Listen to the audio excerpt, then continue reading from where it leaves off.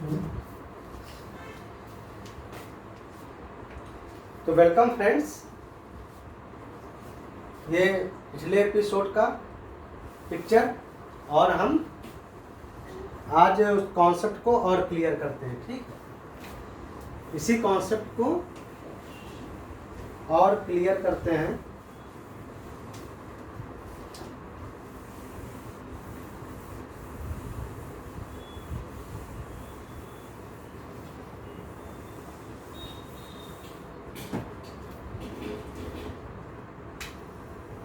तो देखो,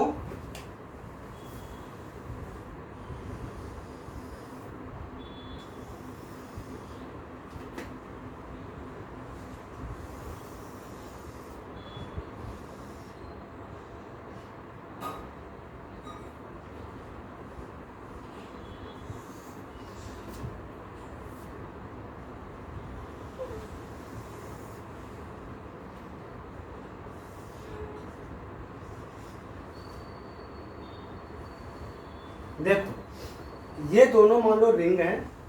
ठीक है, ये बड़ी रिंग है, ये छोटी रिंग है। बड़ी रिंग का मास मान लो m1 है और छोटी रिंग का मास मान लो m2 है। छोटी रिंग का सेंटर ऑफ मास ये है, बड़ी रिंग का सेंटर ऑफ मास ये है। इसकी रेडियस मान लो r1 है और इसकी रेडियस मान लो r2 है, इसकी रेडियस मान लो r।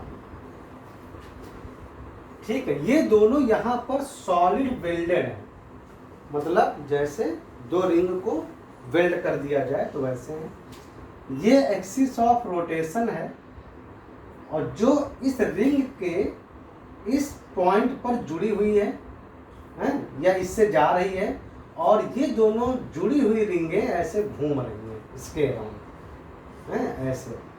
ये यहाँ से इस पॉइंट से मान लो ये एक्सिस ऑफ रोटेशन जा रही है, ये एक्सिस ऑफ रोटेशन इन दोनों के प्लेन में ही है और ये रिंग ऐसे ऐसे मतलब घूम। अब हमको निकालना है कि इस सिस्टम की रोटेशनल काइनेटिक एनर्जी कितनी होगी, टोटल काइनेटिक एनर्जी।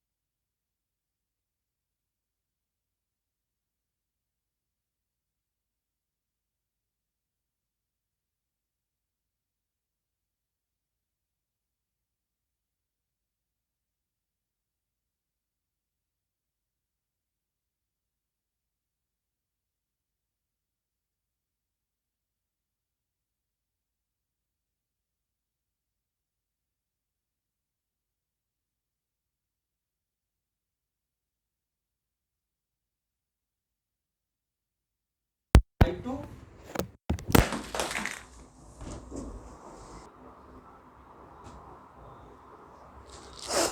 तो I2 कैसे निकालेंगे, यानी छोटी वाली रिंग को लेते हैं। तो छोटी वाली रिंग को लिए अब छोटी वाली रिंग का मोमेंट ऑफ इनर्शिया निकालना है इस एक्सिस के राउंड जहाँ से हम घुमा रहे हैं। तो पहले इसी के पैरेलल इसके सेंटर ऑफ मास से लाइन खींचो हैं।